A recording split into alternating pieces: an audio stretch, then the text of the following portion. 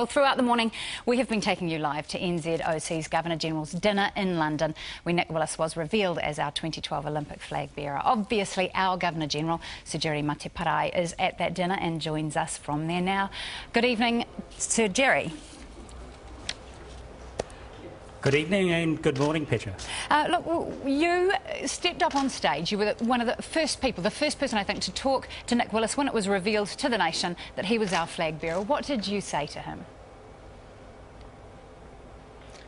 Firstly, I congratulated him, and then just said, on behalf of all New Zealanders, we're really looking forward to the Games and to their participation. And, congratulated him also as, the captain of our team. And you are closely linked at the moment. Your world is filled up with Olympics. What's the mood in the New Zealand camp ahead of the opening ceremony tomorrow night? Well, I haven't been out to the village yet. We do that in a couple of days' time. But just, talking to the people, the officials that I've met, it seems as though, the team is coming together. And tonight, 11 o'clock our time, here in London, the cyclists arrive and there's the welcome for them. And, it's just building the team up, and I'm looking forward to meeting them. How would you describe your role at the moment in London? There are so many official events, welcomes being hosted by the Queen, obviously with the other Governor-Generals of the Commonwealth. Has there been a highlight for you so far? Well, we arrived this afternoon into London, and our first call was with His Royal Highness, the Prince of Wales.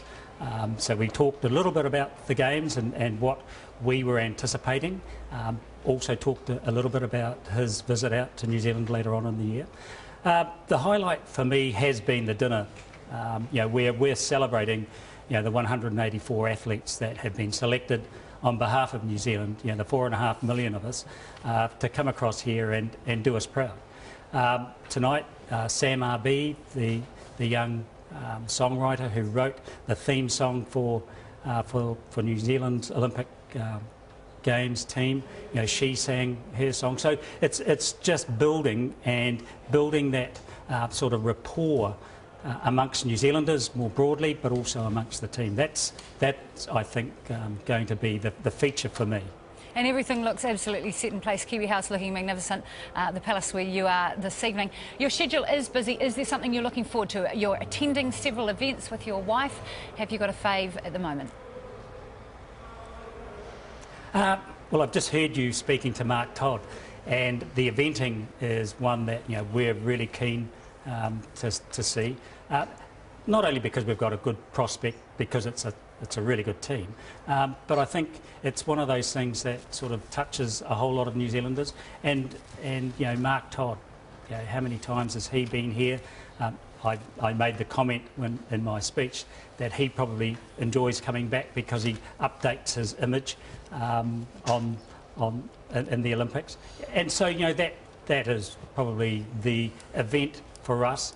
Rowing would be another one, hockey would be another, football would be another, the athletics if we're staying for that. I mean, my niece's husband is throwing the javelin. So there's a whole lot of things, and I think it sort of reflects on the sort of country we are. We've got a delightful country. We've got a neat place where we can participate in all sorts of sports, and here we are on the world stage, really competitive in a number of events. Sir Jerry Mateparae, Governor-General of New Zealand, thank you so much and all the best for the rest of your events. That's fantastic. Thank you very much, Petra, and all the best to you too.